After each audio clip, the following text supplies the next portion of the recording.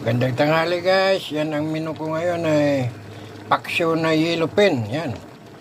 Tapos gagataan ko yan pag natuyo ng konti. At saka yan, nagulay ako ng laing. Mats na mats yan dito sa paksyo ko.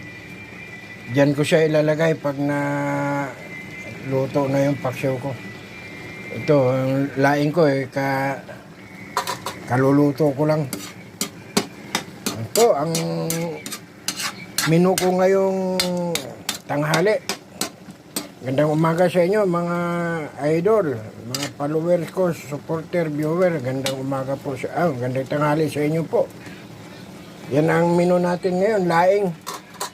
Laing at saka haluan ko ng paksyo na yellow pin. Yan.